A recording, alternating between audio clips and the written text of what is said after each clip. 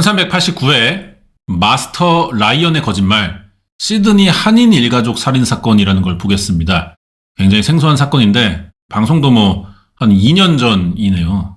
호주에서 일어난 사건인데 한국인 가해자 피해자가 그럴 것 같습니다. 왠지 뭔지 모르니까 보면서 같이 이야기해보고, 또 이게 현지 더빙이 또 나와야 될 것 같은 느낌의 사건이거든요. 외국인들이 또 인터뷰하지 않을까요? 그런 것도 좀 기대해 주시고요. 예. 이게 진지하게 보고 싶으신 분들은 본방송을 보시는 게 좋을 것 같고, 저는 그냥 나름의 좀 예능 성격을 좀 넣어가지고 너무 진지하게만 하고 싶지는 않아요, 방송 취지가. 그래서 재밌게 보고 말자 이런 거지, 이해 좀 해주시고, 이런 식의 취지라는 거를. 자, 그러면 이제 한번 해보겠습니다. 그가 SNS랑 태권도장 홈페이지에 공개한 경력이 2000년 시드니 올림픽 호주 국대 출신의 태권도 8단. 학문적 성취도 일반 태권도 관장과는 차원이 다르다고 합니다. 야, 이런 사람이면은 이거 이름이 알려질 만도 한데 누구지? 시드니 대학에서 스포츠 과학 박사 과정을 다 마치기도 전에 맥쿼리 대학의 석좌 교수가 됐다는 아주 그냥 화려한 경력의 소유자예요. 이렇게 자격증을 보여줍니다. 성공한 교수고요. 돈도 잘 번다고 생각했어요. 누구보다 성공적인 이민자의 삶을 사는 것처럼 보이는데 그의 소식이 전해진 것은 뜻밖에도 살인사건 때문입니다. 성공해서가 아니라. 자, 호주 현지 뉴스예요. 목 졸린 여성의 아이의 시신이 오늘 2월 20일 오후 1시경 노스 페레메타의 사업장에서 발견이 됐어요. 시드니를 발칵 뒤집어 놓은 살인사건의 현장은 한 태권도 학원입니다. 41살의 한국계 여성과 아들로 보이는 7살 어린이 시신이 나온 거야. 경찰은 현장에 남은 증거를 토대로 수사를 해봤겠죠. 자, 호주의 뉴 사우스 웨일스 경찰 데니 도어티. 7살 아이는 정기적으로 태권도 수업에 참여했습니다. 그 마더와 칠드런 모두 태권도 안에서 따이한 거예요. 수업 들으러 온 아이랑 데리러 온 엄마가 같이 사망을 했네. 이 사건은 비극적인 것뿐 아니라 참담한 수준의 결말로 이어졌습니다. 버크밀에 사는 39살 아이의 파더도 칼에 찔려 숨졌어요. 주요 호주 언론사들이 집중 보도한 살인사건의 피해자들은 화목했던 걸로 알려진 한국인 이민자 부부, 7살 아들을 키우고 있어요. 일가족 3명. 각각 다른 장소에서 가족이 다 죽었네, 하루 만에. 이건 누가 노렸다는 건데, 이 집안을. 자, 그리고 범인이 잡힌 것 같습니다. 기소된 남자가 바로 남편은 스텝을 했어. 찔렀고, 그래서 자상, 스트랭글, 교살, 이런 것 같아. 마스터 라이언이라고 알려진 태권도 사범 유광경인데요. 이 사람이 기소됐다는 거야? 코를 성형한 것 같아요, 그죠? 머리가 이게 뭐야? 모이칸을 했네? 태권도장의 다른 학부모 얘기를 들어봅니다. 정말 놀랐어요. 저도 그렇고 다들 믿지 못했어요. 제임스 첸 수강생. 제가 생각하는 유사범님 이미지상 이건 말이 안 돼요. 전 그 사람이 화난 것도 본 적이 없는데요. 다른 사람 때문에 누명을 썼다고 생각해요. 그가 범인이라고 생각하지 않아요. 수강생과 학부모에 따르면 시드니 한 고등학교랑 자신의 태권도장에서 수년간 여러 학생을 가르치며 존경받는 관장이었대요. 유광경 씨. 그가 이 사건의 범인이 맞는 걸까요? 사건을 취재하던 기자는 그가 체포된 과정이 매우 특이하다고 합니다. 자, 시드니의 모닝 헤럴드 기자 페리 더핀. 이 사건은 유씨가 웨스트미드 병원에 직접 찾아오면서 시작됐습니다. 그는 팔 가슴 부위에 흉기로 찌른 상처가 있는 상태였죠. 정말 끔찍했어요. 2월 19일 월요일 밤 11시 50분 칼에 찔린 상처를 입고 스스로 병원에 들어온 유씨는 2차례에 걸쳐 수술을 받습니다. 심상치 않은 상태라 병원 측 연락을 받고 출동한 경찰이 이유를 물으니까 그 대답은 그는 한 쇼핑센터에서 공격을 당했다고 했어요. 그는 불황자 같은 사람에게 무작정 어택을 받았다고 한 거죠. 유씨가 범죄 피해자라는 사실을 믿을 수가 없대요. 그가 괴한의 습격을 받았다는 슈퍼마켓 조사해봤는데 거기서는 어떤 사건도 벌어진 적이 없었다. 여기랑은 전혀 노 프라블럼해요. 상관없습니다. 경찰이 와서 사건 관련 사안을 물어봤거든요. 하지만 여기와는 상관이 없어요. 돌아가 주세요. Get out. 그런데 다음 날 아침 피해 가족 중 남편의 직장 동료 가족들이 또 다른 신고를 해옵니다. 뭔가 복잡한데요? 친구들 사이에서는 기계처럼 일한다고 알려져 있어요. 현장에 출동한 경찰이 발견한 건 현관문 안쪽에서 흉기에 찔린 채 사망한 남편 시신. 아내와 아들은 집안 어디에도 보이지 않았습니다. 아니 뭔 일이야? 경찰이 김씨 아내의 휴대전화 위치를 추적해봤는데 노스 파라메타의 태권도장이었어요. 거기서 김씨의 아내와 7살 남아의 시신이 발견된 거죠. 2시간 뒤 태권도장 안에서 발견된 피해자의 아내와 아이도 사망했고 시신이 발견된 현장이 유씨가 운영하던 태권도장이라 그가 유력 용의자로 떠오른 거예요. 단문 수사를 통해 얻은 정보에 따르면 여성과 아이는 2월 19일 오후 6시 30분경 살해당했습니다. 그 후 병원에 입원 중인 49세 유광경은 버크밀로 이동해 39세 아이 아빠와 몸싸움을 했습니다. 유씨 몸에 칼에 찔린 상처는 슈퍼마켓 주차장에서 만난 괴한의 공격에 의한 게 아니라 피해 일가족 중 남편과 몸싸움을 벌이는 과정에서 발생했다고 경찰은 추정하고 있어. 그 사실을 입증할 결정적 단서도 확보했대요. 그래서 시드니 경찰은 응급수술 마치고 입원 중인 유씨를 병원에서 체포한 겁니다. 그러면은 그 죽은 애들 아빠 싸우다가 다쳤다는 얘긴데 이게. 유씨가 기소된 혐의는 과실이나 우발적으로 발생한 범행이 아니라 의도적인 살인을 의미하는 머더, 살해다 살해. 호주에서 의도치 않게 사람을 죽이면 맨슬라우터 과실치사라고 기소합니다. 그런데 유광경은 머더로 기소됐어요. 이 새끼 살인범이에요. 캅은 그의 행위가 의도적이고 계획적이라고 본 거죠. 이 사건이 충격적인 건 아이가 살해되었고 또 3인 가족 모두가 살해되었다는 겁니다. 충격적인 살인사건의 피의자가 한국을 대표하는 태권도 관장이라는 사실은 시드니 한인사회에 큰 파장을 일으킵니다. 이 또 이제 해외니까 그 한인 그 커뮤니티가 있을 거란 말이에요. 지역사회? 거기서도 좀 뭔가 얘기가 있을 것 같긴 해. 정보가 많아 거기 진짜. 모든 게 그 커뮤니티를 통하는 경우들이 있단 말이야. 자 봅시다. 한국 사람뿐 아니라 여기 사람들이 태권도에 대한 인식이 되게 좋은데요. 겁나잖아요? 태권도 가서 살해당했다고 하고. 유씨도 태권도장 인근에 살면서 아내와 애가 있어요. 둘이나. 평범한 가장이었어. 자 이제 이게 그 아래 전형적인 취재 스킬 노하우인데 슈퍼를 꼭 갑니다. 정육점이라든가 동네 돌면서 현지 교민 부모님도 여기다 계시고요. 애들도 있고요. 아내도 있고 유씨가 저기 시민권자예요. 3사람이나 죽이고 자기도 감옥에 갈 거 뻔히 알면서 사이코패스도 그렇게나 하지. 온 가족을 다 죽이고 그러냔 말이야. 정말 무서워서 못 살겠어 여기 동네가. 존경받던 태권도 관장의 명예와 단란한 가족의 삶. 유씨가 자신이 가진 모든 걸 잃게 될 끔찍한 삼중살인을 저지른 이유는 대체 뭘까? 수술에서 회복되자마자 구치소로 일단 옮겨졌어요. 그래서 범죄 혐의 사실, 범행 동기에 대해 물어봤는데 대답을 안 해. 묵비권이야. 이분은 이제 현지에 사시는 우리나라 변호사신데 입증의 의무는 검찰이 가지고 있기 때문에요. 피의자가 아무 말도 하지 않아도 어떤 피해를 보지 않아요. 그러니까 묵비권을 행사하는 거예요. 시드니 경찰은 유씨가 감추고 있는 사건의 퍼즐을 맞추기 위해 공개적으로 제보를 요청했는데 그 무렵 유씨의 숨겨진 정체에 대해 알고 있다는 제보자들이 잇따라 연락을 막 해옵니다. 저는요 유광경 이번에 그 살인자 있잖아요. 그 사람을 유진이라고 처음에 착각을 했어요. 너무 똑같이 생겨가지고요. 유광경과 똑같이 생긴 일랑선 쌍둥이가 있거든요. 형제인데 자기가 그것 때문에 오해받는 얘기를 많이 듣고 있다고 하는 거예요. 오호. 라이언 유로 불리는 유광경과 쌍둥이 동생이라는 라이언 유진. 그의 진짜 이름은 대체 뭐고 SNS를 장식했던 마스터 라이언의 성공한 인생은 모두 진실인 걸까? 그리고 그는 왜 일가족 3명에게 잔혹한 범죄를 저질렀던 걸까?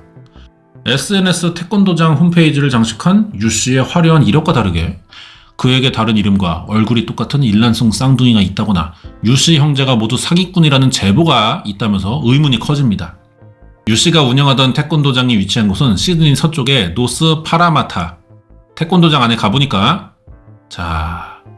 지금 입구부터 태권도장 안쪽으로 들어가는 쪽인데 여기가 핏자국 같은 게 있어요. 피해 아동과 엄마는 목이 졸려 죽은 걸로 알려져 있거든요. 근데 이 피는 뭐냐는 거야, 그러면?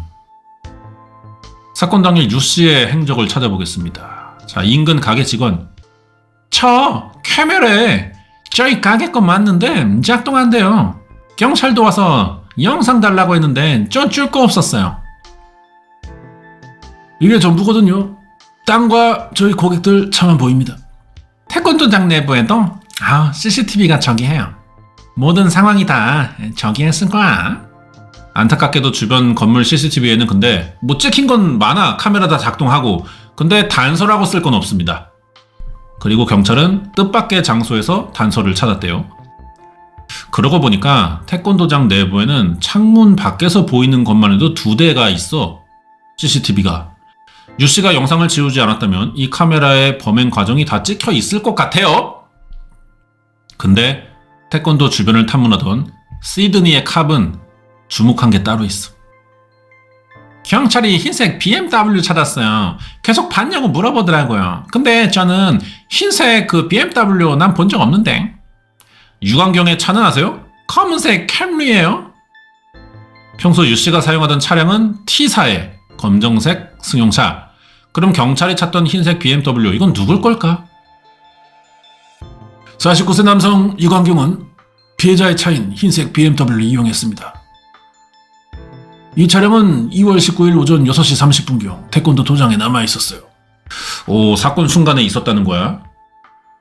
피해 아동은 3년 동안 매주 한 번씩 2시간 연달아 태권도 수업 들었는데 사건 당일 엄마는 평소처럼 자기 흰색 차로 애를 데리러 왔다.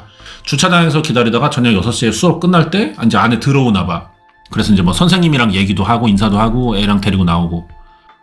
근데 그 시각 이후 주차장에 남아있어야 할 흰색 차가 거기에서 발견되지 않았어요.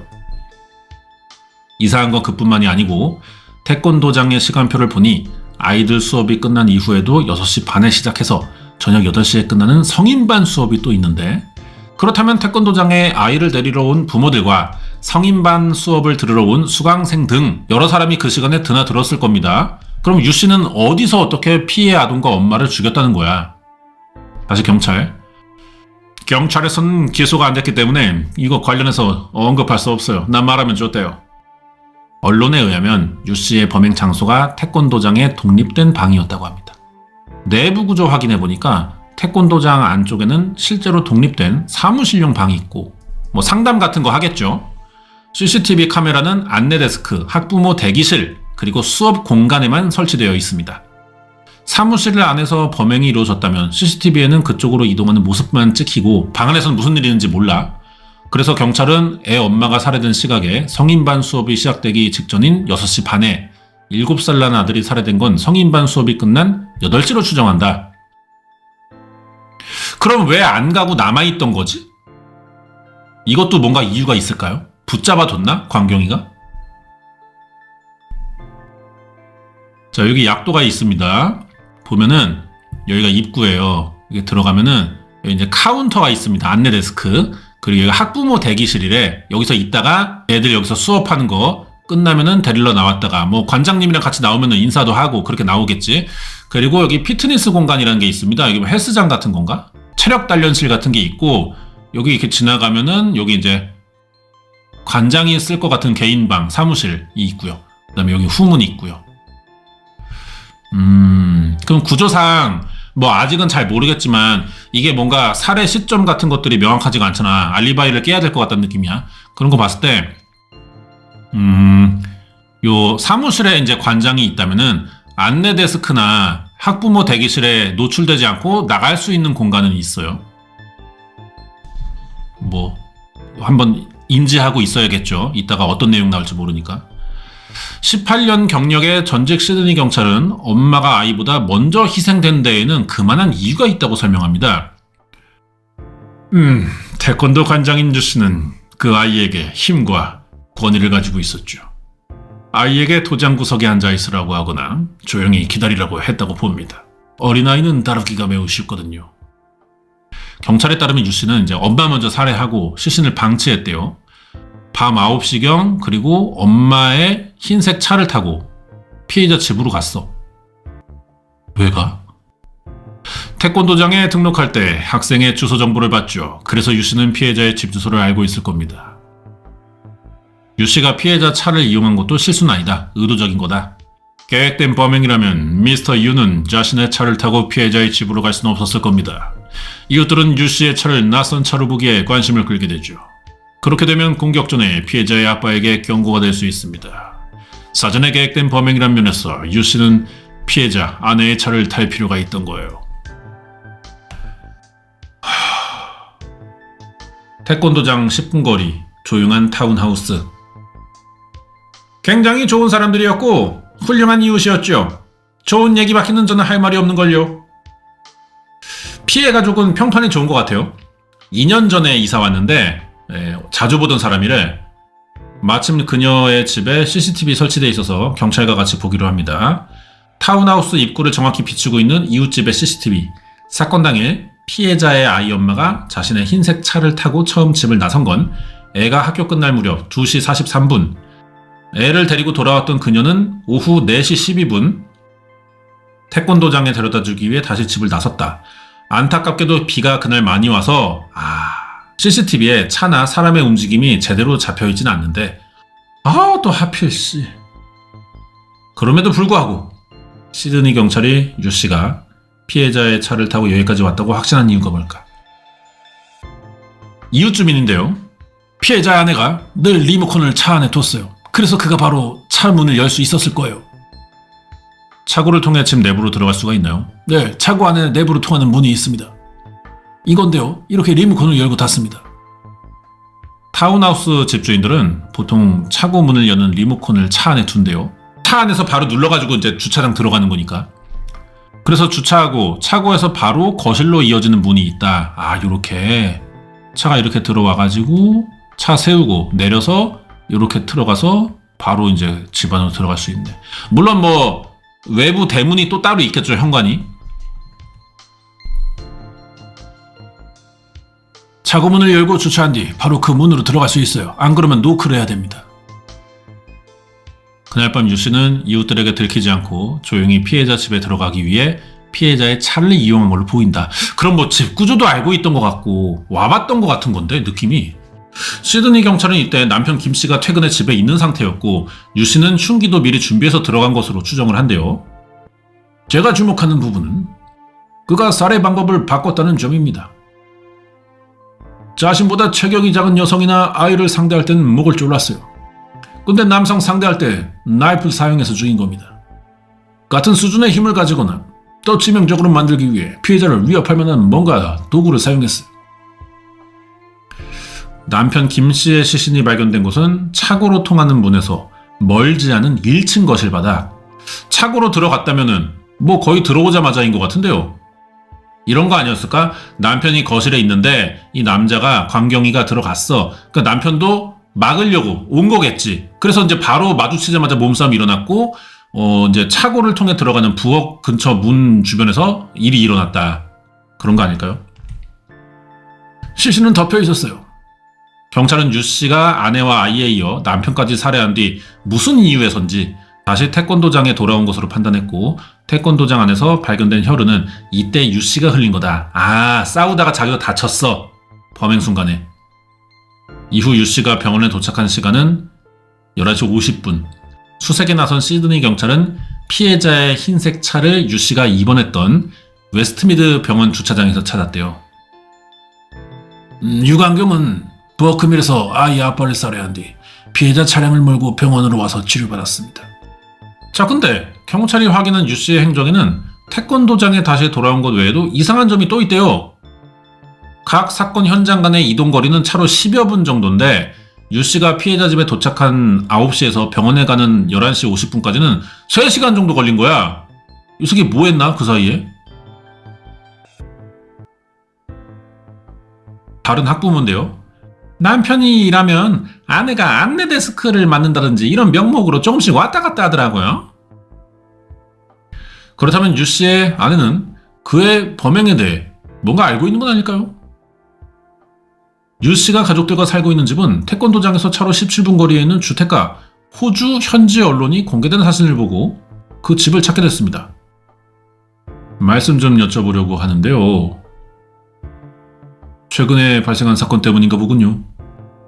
저희가 2, 3일 전에 불빛을 하나 좀 보긴 했는데 그건 형사들이 왔던 것 같아요. 열쇠공을 불러서 형사들이 집안에 들어갔거든요. 그 뒤로 유씨 가족들이 들어오는 건 전 못 봤어요. 저희가 보기에는 매우 좋아 보였어요. 그냥 평범한 다른 가족과 비슷해 보였어요. 부촌은 아니지만 차고가 뒷마당에 딸린 중산층 주택가래요.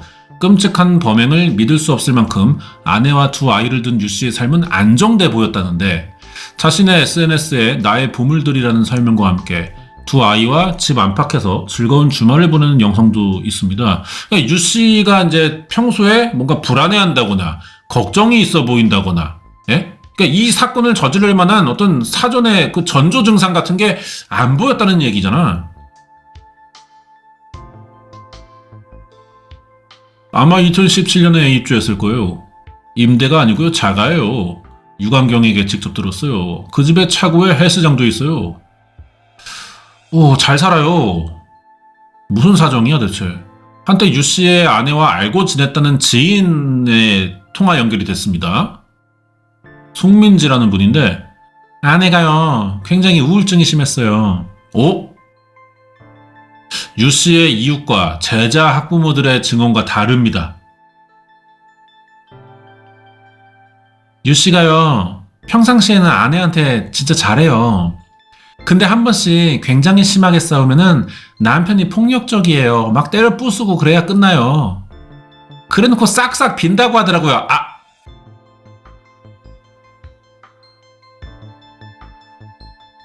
밖에서는 굉장히 친절하고 좋은 이웃인데 집안에서는 폭력을 통제하지 못한다. 유광경이가. 그 때문에 우울증을 겪던 유씨의 아내를 도우려는 한인들도 있었지만 얼마 가지 않아 그 관계가 끊어졌다. 관계가 왜 끊어져? 유광경 씨가 누구만 보면 얼마 벌었고 우리 집 사고 땅 샀다 이런 얘기를 많이 하고 다녔다고요. 그 거짓말이 모두가 다 아내까지 있는 상황에서 들통난 적들도 있어요. 근데 아내가 처음에 너무 당황했는데 그 다음부터는 이제 그걸 알고 있는 사람하고 인연을 끊더라고요. 결국은 자기 남편하고 자식도 있고 살아야 되니까요. 뭐야? 주변에 거짓말을 했어요. 자기 돈 많이 번다고? 그게 들켰어. 뻘쭘하잖아. 그래도 어떤 뭐 살인사건 피의자로 뉴스에 나올 줄은 몰랐다. 그 정도까지는 예상이 안 됐으니까. 이 새끼 양파 같아요. 어니언이요, 어니언. 정말 두 얼굴인 거잖아요.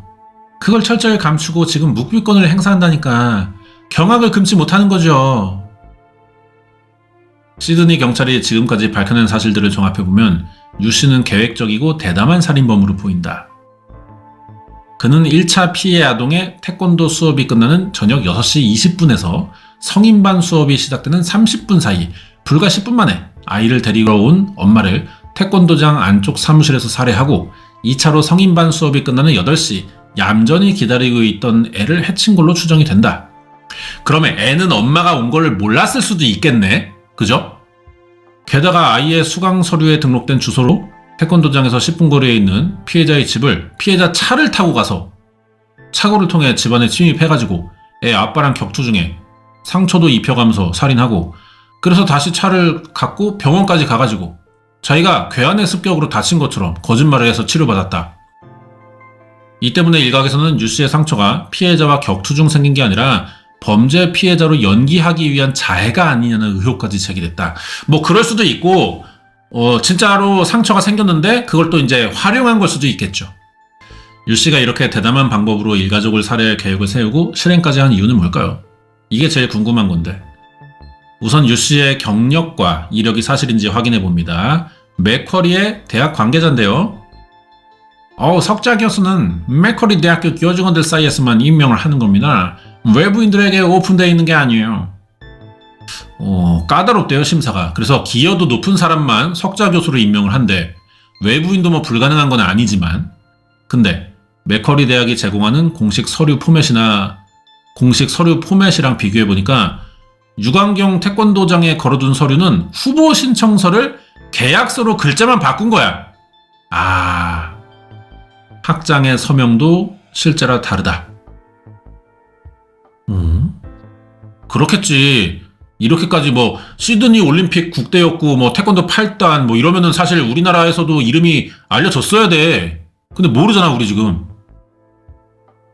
유씨의 SNS에는 또 다른 명문 대학인 시드니 대학에서 박사과정을 공부 중이라는 프로필도 있었지만 대학에 문의한 결과 유씨에 대한 그 어떤 공식적인 기록도 없습니다. 국기원에서도 확인한 결과 유씨의 공인 단증이 8단이 아니야 4단이래요. 유씨의 과거를 알고 있다며 제보를 해온 교문의 이야기로는 제보자가 시드니에서 유씨를 처음 만난 건 1998년이라고 합니다. 한국에 고기 뷔페 식당이 있어요. 거기서 저는 그때 불판 닦고 뭐 그 형은 웨이터였습니다. 자기 얘기를 그 당시에도 많이 했어요. 좀 이렇게 자랑질 하더라고요. 컷에 있어가지고 지금 뭐 시드니 대학교 다닌다고 얘기했었고요. 내가 이번에 호주 국대 선발돼가지고 운동에 전념하고 막 그러다 보니까 돈 벌기 힘들다. 돈 많이 들어간다 뭐 이런 얘기를 하더라고요. 그래서 저한테 돈을 좀 빌려갔어요. 20달러, 50달러 이렇게 빌려주다 보니까 나중에 한 7, 800달러가 됐더라고요. 그래서 어쨌든 뭐 알려진 대로 지 말로는 뭐 낮에는 알바하고 밤에는 뭐 운동하고 그래서 국대로 뽑혀가지고 올림픽까지 나갔다 뭐 이런 건데 2000년대 시드니 올림픽 왔잖아요? 그게 다가오니까 도저히 연락이 안 되더라고요. 아이 근데 TV에도 안 나오고 이름도 없고 해가지고 아니 뭔 일이 있나? 뭐 또 그러다가 잊고 살았어요. 그리고 얼마 뒤에 길에서 우연히 마주쳤어 유광경을. 아니 형은 어떻게 된 거예요? 물어보니까 답변이 뭐였냐? 부상을 당해가지고 출전을 못했다. 그래서 삶이 힘들어지고 정신적으로 피폐해져가지고 다 연락 끊고 은둔해서 살았다. 뭐 운동선수면은 그럴 수 있는 거긴 해. 그래가지고 비운의 주인공으로 기억 한편에서 잊혀져가던 유씨를 다시 10년 뒤에 마주칩니다. 제보자가 결혼하고 애를 태권도 좀 가르치려고 어디 태권도장 한국인이 차렸다길래 가니까 거기 유광경이가 사범이야. 태권도장에 지분이 있다고 얘기를 들었어요. 지분 가지고 같이 운영하는 건데 체스트우드 경찰서 경찰관들을 따로 공원에서 가르치는데 나와서 운동하자 그러더라고요. 특수경찰이라 신분이 노출되면 안 된다는 말에 그들이 진짜 경찰인지는 캐묻지 못했대요. 변호사인 아내와 결혼했다며 딸 사진을 보여주는 유씨의 반전 인생을 축하해주는 것도 잠시 실체를 의심하게 된 황당한 일이 있다. 야, 얘 뭐냐 이거? 제가 형수님 사진을 봤는데 그 사람이 아니라 다른 여자랑 연인 사이 같이 걸어가더라고요. 아, 이혼했나? 그래서 물어보려고 인사도 할 겸 형 하고 불렀는데 광경이 형. 예? 누구세요? 이래가지고 광경이 형 아니에요? 그러니까 아닌데요? 누구세요? 뚱이에요. 뭐 이지랄하는 거예요 병신이. 아니 뭐 하는 거예요 이게 지금. 그래서 얼마 뒤에 태권도장에서 만나가지고 다시 따졌어. 아니 형 그때 왜 그랬냐. 자 이때 뭐라 그랬냐. 아 이거는 내가 너한테 아직 얘기한 적이 없는데 내가 사실 쌍둥이 형제가 있다.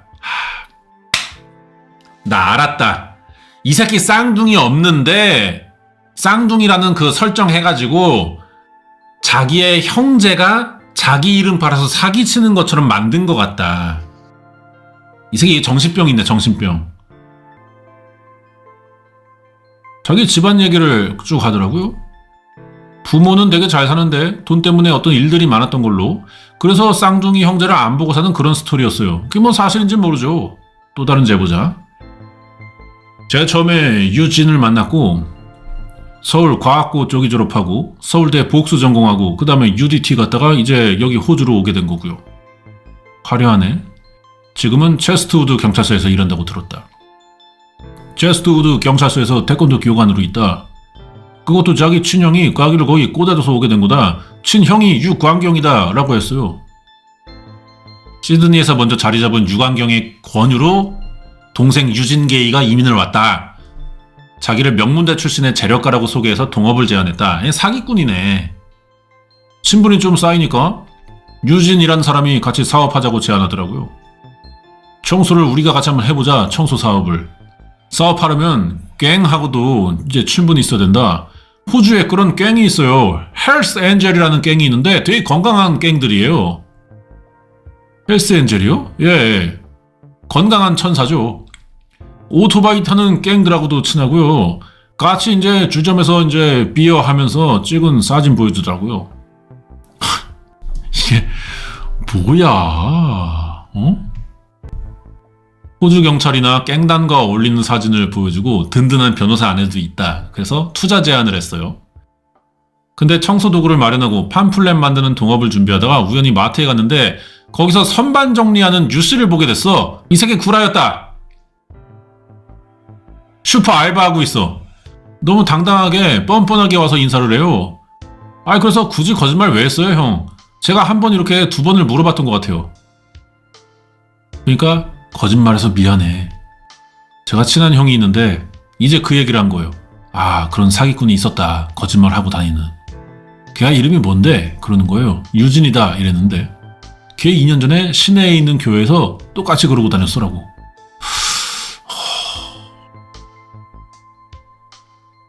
동생 유진과 만나는 동안 그를 보고 형인 유광경으로 착각하는 사람을 여러 만나게 됐다. 진짜 존재는 하는 거야? 한 사람일 것 같거든요? 그때마다 정말 모르는 사람처럼 대하는 유진의 태도가 너무 천연덕스러워서 친형과 정말 많이 닮았나 보다 생각했는데 시드니 일가족 살인사건 뉴스에서 피해자 유광경의 사진을 또 보고 놀랐어요. 태권도 마스터가 일가족 살해했던 기사만 보고 사진은 100% 유진인데 이름이 유광경이라는 거예요.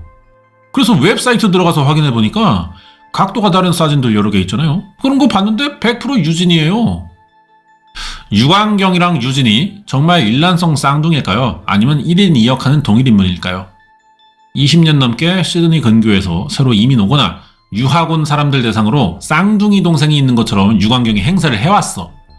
그의 진짜 정체를 알고 있는 사람은 없을까? 유씨의 집을 찾아갔을 때 집 앞 쓰레기통에서 유씨의 것으로 보이는 서류 뭉치 하나를 발견합니다. 이게 다 버렸어. 태권도장과 관련된 팜플렛, 개인 물품 가운데 2008년에 작성한 것으로 보이는 유씨의 이력서입니다. 이력서에 적힌 이름이 라이언 유진도 아니고 폴 광경유, 태권도 4단. 올림픽 호주 국대로 선발되는 등 여러 대회 수상 경력과 함께 적힌 최종 학력은 시드니 대학이 아닌 최종 고졸.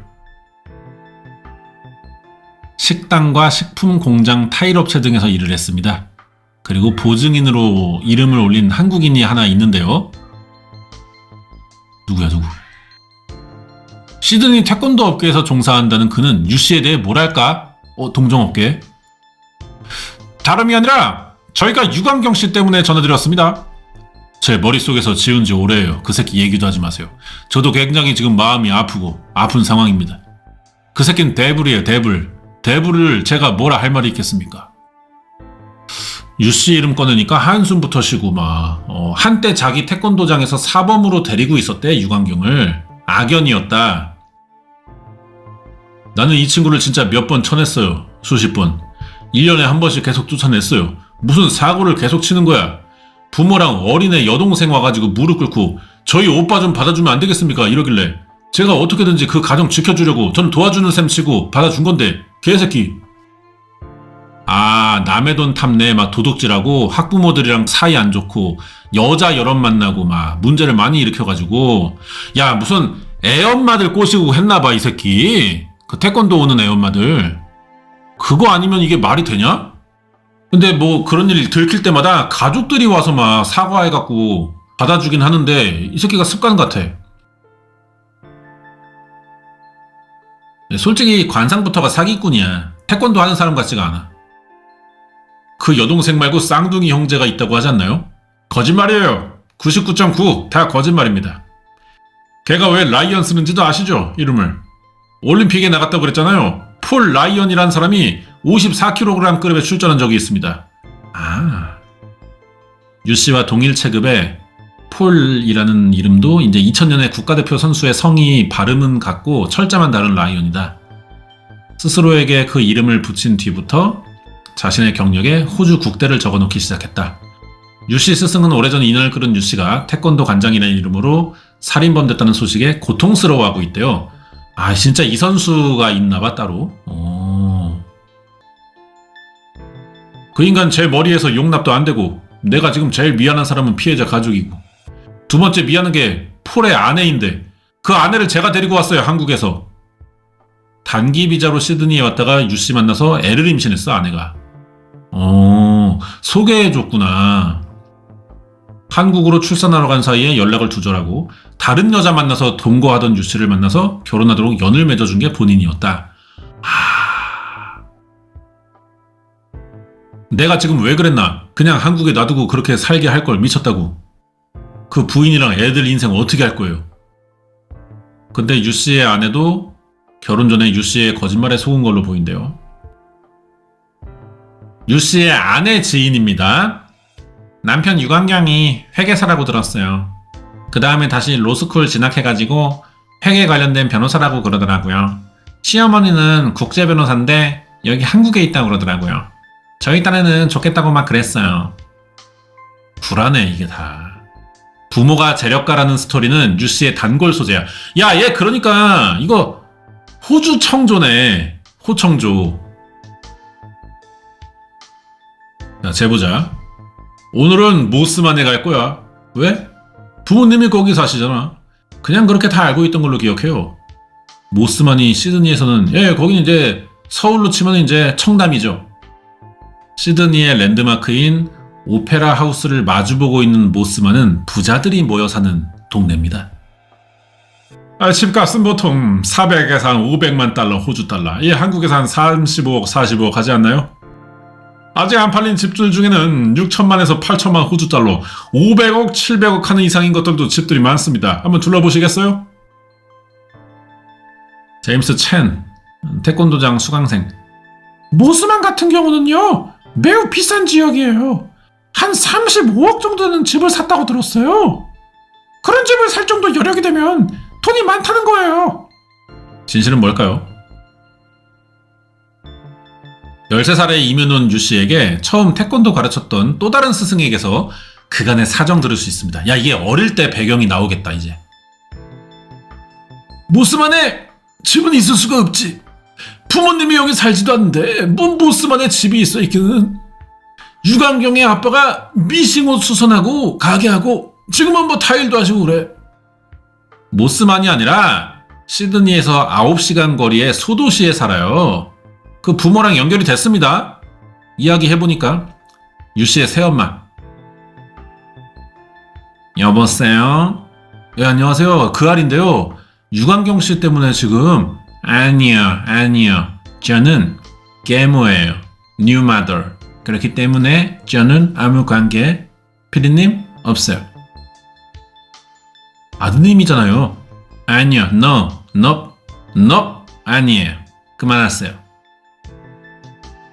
우리 한 15년 됐어요. 걔하고 헤어진 지. 아니, 서로 상한 지. 그래서 우리 말 안 해요. 상관없어요. 걔하고는. 그러면 누가 유광경 씨하고 연락을 하고 지내시나요? 연락? 아무도 안 해요. No. 유미정이 누구예요? 유광경 동생이요, 여동생. 걔하고도 오빠하고도 연락 No. 안 해요. 여동생이 있긴 한 거야? 살인사건 소식은 뉴스를 보고 알았을 뿐 자신은 상관없다. 더 이상 대화를 안 해. 뉴마덜. 다시 옛날 스승님. 유광경이가 새어머니하고도 서로 좀 안 맞았어. 너무 부모님한테 억압받고 크다 보니까 애새끼가 허세가 좀 나왔던 것 같아. 애가 좀 내성적이었어. 남하고도 잘 사귀는 것도 쉽지 않고 그랬거든.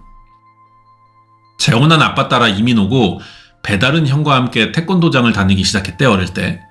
훌륭한 태권도 선수였던 형을 따라가지 못했어 얘는. 그래서 가족들과 갈등 겪다가 집과 도장을 떠난 뒤 말도 안 되는 허위 경력을 떠벌리고 다녀서 호주 태권도 협회에서도 문제가 됐다고 해요. 시드니 올림픽 국대뿐 아니라 태권도 대회 출전 경력도 대부분 존재하지 않아. 출전한 적도 없는 경기를 막 자기 이력처럼 막 하고 다니면서 사업을 하니까 문제인 거야. 아니 49살 돼가지고 8단을 이걸 어떻게 봤습니까? 지가 어디 가서 이거 뭐 고스톱 쳐갖고 딴 것도 아니고 말이야. 응? 유씨 태권도장이 걸려있던 호주 국기원 감사장, 매니저 위촉장도 비공인 사설단체의 허위 서류래요. 야, 모든 게 구라구나 이 새끼. 호주의 국기원은 그럼 어떤 단체인가? 저희는 세미나하고 그냥 사범들 시합 같은 거 하고, 그러는 단체였는데 왜 재작년에 그만뒀어요? 지금은 활동 안 하죠. 그분이 그 광경이 게이가 저희 매니저 한 것 같지는 않은 것 같은데. 응? 명문대 박사와 교수라는 학력은 물론 일란성 쌍둥이 형제, 부모님의 재력, 단란한 가정, 태권도 경력, 예? 이 마스터 레이언 다 거짓말입니다. 다. 존나 특이하고 종잡을 수 없는 새끼인데요. 유씨를 만났던 사람들은 유씨를 한마디로 이렇게 표현하죠. 거짓말 들통나면은 거짓말하는 사람은 자신이 아니라 자신과 똑같이 생긴 쌍둥이 동생이라고 둘러대. 핑계가 너무 되기 좋잖아. 모든 걸 모른다고 할 수 있어. 동생이 나 팔고 다니는 거다. 그리고 그때 만난 거 나 아니다.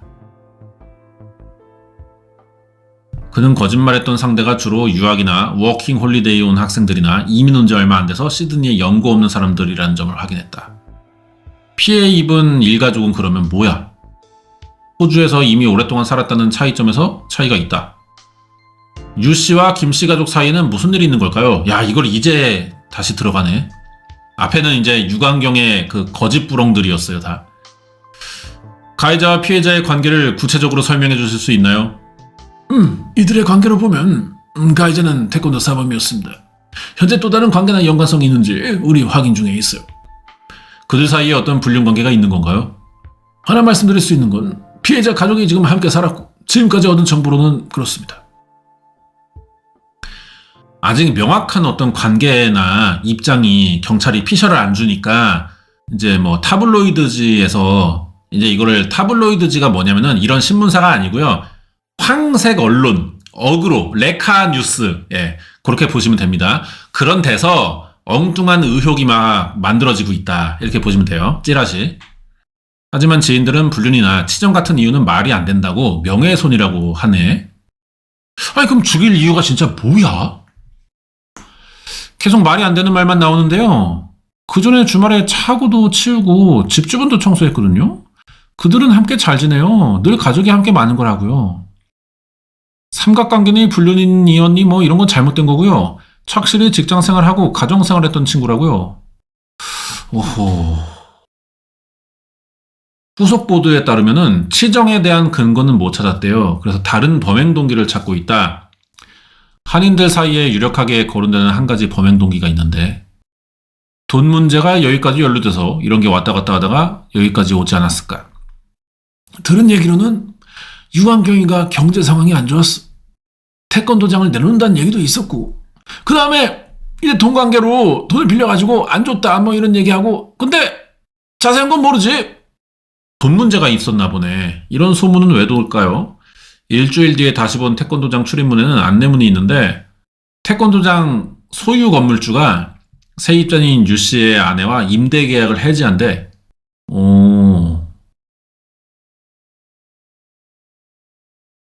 애주인이 소유권을 행사한다는 거예요. 여기서 크라임이 일어났잖아요. 유광경은 이 건물을 소유하고 있다고 했거든요. 아니에요. 이 사람 소유 아니에요. 이 사람 이제 빌린 거였습니다. 렌탈이었어요. 호주의 공식 사이트 통해서 부동산 등기부등본 따보니까 유씨가 주변에 자랑했던 것과 다르게 태권도장이나 뭐 가족들과 살던 주택도 소유주가 따로 있어요. 다 이제 월세야. 거기에 태권도장 사업자 등록증의 사업주도 유씨가 아니라 아내 신씨입니다. 너무 힘들게 살고 남편은 이상하고 주변에서 이제 태권도 도장을 차려보면 어떠겠냐. 근데 돈이 없고요. 그렇다 보니까 친정에서 좀 도움받았다고 알고 있어요. 자식이 마지막으로 살겠다고 하니까 뭘 파셨다 그랬나? 결혼생활 내내 광경이가 직업이 제대로 된 게 없었어. 그럼 그렇지 이런 씨발 허언증 걸린 사기꾼 새끼가 일 못해요 이런 애들. 2018년에 처가에서 사업 자금을 받아다가 교회에 같이 다니고 있던 교인들이 인테리어 뭐 각자 자기들 직업이 있으니까 원생 모집 모든 걸 다 발벗고 도와줬어. 왜냐면 우리 교민들끼리는 잘 뭉치거든 해외에서. 그게 이제 마스터 라이언의 시작이었다. 우리 지역사회를 위해 또 이제 한인들이 또 태권도장 하나 내주고 하면 또 외국인들도 많이 요즘에 태권도 인기라는데 또 와서 우리 또 지역 상권, 예? 우리 농가 살릴 수 있지 않겠냐. 그런 거지. 자, 근데 태권도장을 시작하기 전 유씨의 수입은 마트 알바 수입이 전부였다. 유광경이라는 사람 아실까요? 유광경 과거 직장 동료. 예. 아유, 오래전에 4, 5년 전에 이랬어요. 자기 사업 시작하기 전에. 사업 시작했다는 게 태권도장 말인가요? 예, 맞아요. 그거예요. 문제는 태권도장이 자리 잡기 전에 코로나 와가지고 모든 운동시설이 문을 닫았죠. 그 시기에 유튜브도 했어, 광경이. 그래? 안녕하세요. 운동에 미친 남자, 운친남이라고 합니다. 이 새끼다! 이 새끼네, 이 새끼. 있어, 운친남. 뭐, 5년 전에 영상 4개 올리고 이게 다야? 얼굴 맞죠? 맞네, 여기 얼굴 푸사, 이거. 운친남이야. 아니, 영상도 뭐 별거 없어.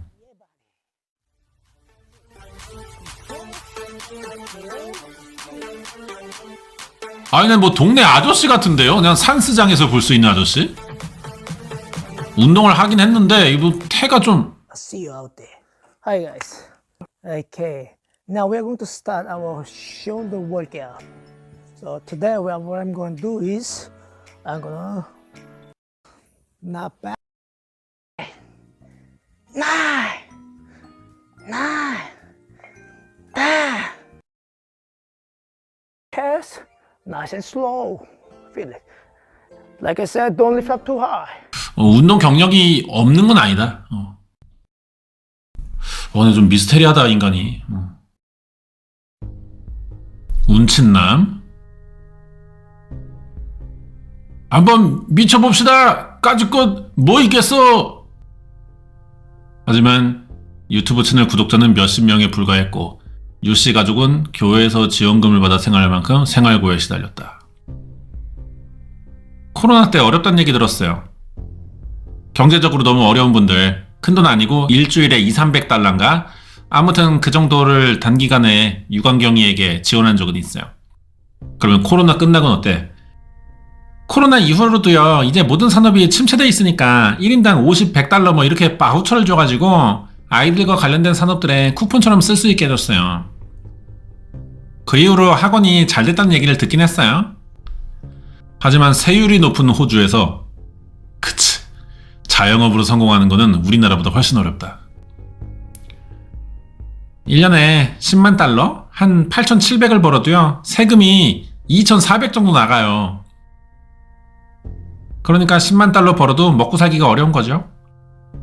살고 있는 집은 물론 태권도장까지 주변 시세로 볼 때 우리 돈으로 월 수백에 달하는 렌트 비용을 냈던 걸로 보이는 유씨 가족. 상당한 경제적 압박에 시달렸을지도 모른다고 합니다. 그에 비해 피해자 가족은 높은 수입과 주택을 보유하고 있고 최근 부모님의 집을 수리해드릴 만큼 경제적으로 윤택한 삶을 살았다. 아니, 그러면은 그 피해자 가족이 잘 살아 보이니까 돈을 노려서 쳐들어간 건가? 그러자니 얻어 나온 건 없잖아. 범행 실패라고 보는 건가? 다 죽였지만? 모르겠다, 아직도. 피해 가족의 지인인데 건설회사에서 견적을 내는 그런 업무를 맡고 있었을 거예요. 남편 김씨가. 연봉이 괜찮았던 걸로 알고 있는데 한 18만 달러? 1억 6천만 원 정도인가? 받았던 걸로 알고 있습니다. 혹시 유씨가 피해자 부부에게 빌린 돈이나 투자받은 돈을 갚지 않아서 일가족 살인을 계획한 걸까? 하지만 시드니 경찰은 피해자 가족과 유씨 사이에 정확한 근거를 찾지 못하고 있다. 그렇다면 유씨의 범행 동기는 뭘까요? 이 사건은 뭔가 두 가지 요소가 이렇게 조금 섞여 있는 듯한 모습이에요. 태권도장 안에서 사람들의 눈을 피해 대담하게 엄마와 아이를 차례로 살해하고 엄마의 차를 이용해 조용히 피해자 집에 침입해서 아빠까지 살해했기 때문에 치밀하고 계획적으로 보이는데 범죄 심리학자들이 보기에는 치밀한 계획보다는 허점이 많대요. 범죄가 처음 시작됐던 시점, 왜 이 장소에서 이 타이밍에 죽였는가? 장소가 그곳이 과연 그에게 적합한 곳일까? 자신에게 범죄의 어떤 혐의점이 바로 돌아올 만한 곳이고 증거인멸이 충분히 이루어질 만한 여지도 별로 없고 실제로 이루어지지도 않았고 그리고 그곳을 피해자가 찾아간다는 것을 이미 피해자 지인들이 알고 있는 상황과 시간대였고 사전에 과연 이것이 계획이 이루어진 것일까? 유씨가 어떤 목적을 가지고 미리 일가족 3명을 모두 살해할 계획을 세웠다면 범행 장소와 살해 도구, 알리바이를 최대한 자신과 관련이 없는 쪽으로 준비하거나 최소한 시신을 은폐하려는 노력이 확인돼야 된대요. 피해 가족 중에 남편의 살인에 있어서는 이런 계획살인의 특징이 일부 확인됐는데 아내를 살해한 시간과 장소는 계획범죄의 조건에 들어맞지 않는다는 거야. 그러면 아내를 대상으로 한 최초의 살인은 어떻게 해석해야 될까? 오랜만에 나오셨네 진짜. 아니 이분 요즘에 그 알 잘 안 나왔거든요? 왜 이렇게 오랜만이야? 자, 박지선 교수님 입결. 문제는 이 피해자가 장소에 가서 사망하기까지 걸린 시간이 굉장히 짧다는 거죠. 10분, 20분도 채 되지 않는 이런 시간에 목졸라서 살해하는 잔인한 범행을 저지르기까지는 사실은 두 사람 간의 말다툼이라든지 이런 게 격해져서 살인까지 이루어졌다고 보기에는 정말 짧은 시간이라고 생각이 든다는 거죠. 태권도장 밖에서 아이를 기다리던 김 씨의 아내가 마지막으로 지인들에게 메시지를 보낸 게 5시 58분이야. 이렇게. 나 태권도장 들어간다. 유 씨의 태권도장 홈페이지에는 관장인 유 씨 외에도 3명의 사범이 더 소개돼 있지만 그들은 당일날 출근 안 했어. 오, 홈페이지 사람들인데요. 이 사람들 다 보셨나요? 사범들? 네, 다 알아요. 하지만 유광경이랑 같이 안 한 지 오래됐어요. 한 2, 3년 됐는데. 그러고 보니 그들은 정식 고용된 사범이라기보다 유 씨에게 태권도를 배우던 사람들이에요. 수강생 역시 금요일 성인반을 무료로 다녔다고 합니다. 결국 혼자서 모든 수업을 했던 유 씨는 애들 수업 끝나는 6시 20분에서 다음 수업이 시작되는 6시 30분 사이 단 10분의 여유가 있었을 뿐이야. 그 짧은 시간에 유 씨가 우발적으로 아이 엄마를 살해했다면 아니 그 이유가 씨발 뭐냐고. 광경아, 왜 너 묵비권이야 왜?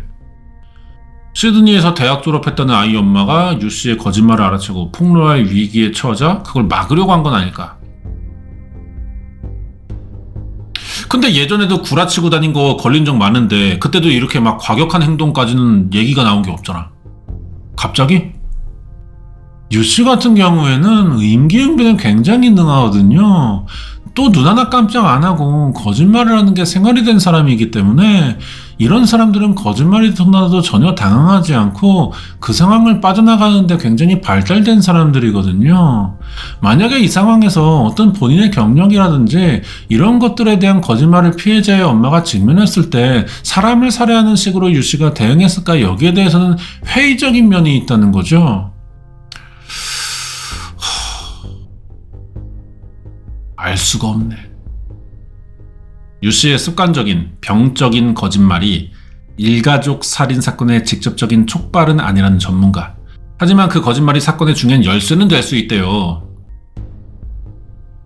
유광경의 거짓말은 우리가 흔히 얘기하는 일반적인 대중매체적 용어로 리플리 증후군입니다.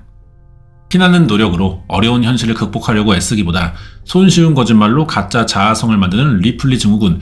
저는 리플리 증후군이 없는 말이라고 했는데 또 뭐 쓴다고 하는 사람들도 있더라고요. 댓글을 봤더니. 정확히 어떻게 되는 거야? 난 이게 대중심리 용어.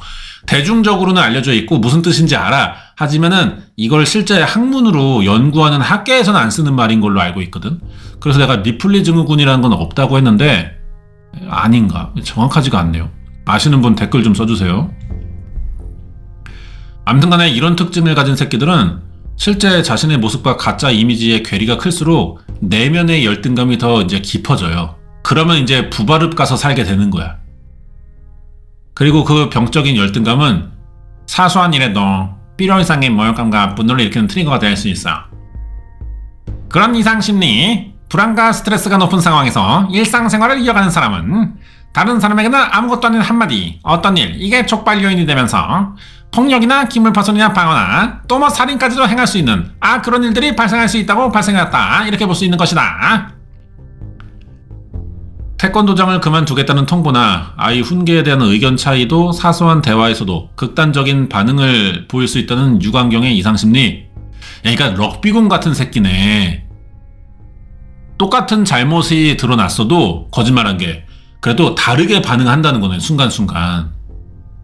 그가 첫 번째 살인에 그치지 않고 피해자 집에 찾아간 남편을 죽인 뒤에 별다른 증거인멸 시도도 없이 자신의 상처 치료하려고 피해자 차 타고 병원까지 간 것도 대담한 계획이 아니라 무책임하고 미성숙한 리플리 증후군의 전형적인 특징이다. 그러면 이 새끼는 언제든지 사람을 죽일 만한 위험한 종자였던 거네. 결국 일가족 살인사건이 벌어진 이유는 피해 가족과의 관계가 아니라 평생 허황과 거짓말과 임기응변으로 살아왔던 유 씨의 이상심리가 큰 원인이 될 수 있다고 합니다. 예. 이게 나도 이제 살면서 저도 좀 그게 강한 스타일이에요. 그러니까 남들한테 거짓말 속인다기보다 그러니까 임기응변이 좀 강한 편이에요. 저도 한편으로는. 예. 그러다 보니까 이걸 좀 남발하게 되잖아? 그럼 이게 결국 쌓여서 되돌아오더라고. 이거 너무 많이 하면 안 됩니다. 그러니까 뭐 예를 들어서 친구한테 뭐 나의 그냥 사소한 대화 같은 걸 하는데도 길게 말하기 귀찮고 막 그래가지고 그냥 짧게 둘러대는 거야. 그때 상황에 맞게. 그런 게 쌓이면은 돌아오더라고요. 하면 안 되는 것 같아 너무. 문제는 병적인 거짓말이 습관화된 유 씨가 수사와 재판 과정에서 범죄 동기를 제대로 자백할 가능성이 낮다. 이미 뭐 묵비권 들어갔으니까. 끝으로 유광경 면회 신청했는데 예 안녕하세요. 수감자 이름이 뭔가요? 유광경이에요. 그는 일반 수감자가 아니에요. 보호 대상입니다. 더 감시를 받고 있고요. 다른 사람과 함께 있을 때보다 수감실에 있을 때가 더 많아요. 보호 수감자이기 때문에 면회가 한정적인 건가요? 맞습니다. 야, 정신 문제가 있는 새끼구나. 그러니까 경찰 수사가 재판과 동시에 진행되는 호주의 사법체계 때문에 변호 등 제한된 면회만 허용된다. 우리나라와 사법체계가 이제 호주는 다르니까 CCTV 영상이나 혈흔 같은 살인의 직접 증거가 있을 경우 범행 동기와 상관없이 신속한 기소가 이루어진다. 유 씨가 수술을 받은 병원에서 체포된 지 불과 48시간 만에 기소된 이유는 그런 것 때문이고, 주목할 점은 경찰이 모든 조사를 마치고 수사 기록을 법원에 제출할 때까지 평균 6개월이 걸리고 피의자는 증거 기록을 변호사와 함께 모두 검토할 때까지 자신의 혐의에 대한 어떤 설명이나 자백도 할 필요가 없다고 합니다. 이걸 막상 재판 가도 이 새끼가 살아온 게 구라기 때문에 인간관계가 이미 많이 단절된 상황이었을 것 같아요. 그러니까 얘 편에서 진술해줄 사람이 없어. 물론 나쁜 새끼니까 없겠지만 그게 아니라 팔이 안으로 굽는 새끼가 없었을 것 같아. 그래서 얘는 좀 철저히 혼자였고 그럴수록 더 거짓말로 이제 인맥을 만들려고 하면서 살아왔고 좀 그러지 않았을까 싶기도 하고요. 예. 와 진짜 주변을 좀 피곤하게 만드는 새끼였던 것 같다. 우리 광경이. 유광경계인데 예. 이제 한국에서 살 때도 좀 별 볼 일 없어가지고 어쩌다가 이제 호주 왔는데 뭐 과거를 세탁도 하고 싶었을 것 같아. 그래서 이제 과거를 세탁하자니 내가 뭐 능력이 없잖아. 할 수 있는 것도 없고 그래서 거짓말로 만들어낸 거죠. 예. 그걸 또 이제 방어막을 쳐놓은 게 일란성 쌍둥이. 그래서 내가 거짓말 한 게 들킨 거는 내 동생이 한 말이다. 그렇게 되는 거네. 자기도 누구한테 무슨 거짓말 했는지 다 몰랐을 거야. 이 불쌍한 새끼야. 또 알고 보면은 빙신 새끼. 살인을 해가지고 이제 개노무 새끼긴 한데 그것만 빼고 이제 이 새끼의 인생을 보면은 이거 불쌍한 새끼지. 도라이 새끼. 아무튼간에 이제 우리 광경이 게이는 무기징역 받았다는 얘기가 있더라고요. 예, 그래요. 빵에 있어야지 뭐 사회에 나와봐 힘들고 상대하지 말아야 돼 이런 애들 살다가 만나면 그런 새끼인 것 같습니다. 오늘 1389회 봤고요. 마스터 라이언의 거짓말 시드니 한인 일가족 살인사건. 참 진짜 거의 뭐 무동기 범죄에 가까운 거였네요. 그러면은 정신병 걸린 새끼래가지고 한번 봤고요. 다음 주에 또 잘 나온 편 준비해가지고 리뷰 한번 말아보도록 하겠습니다.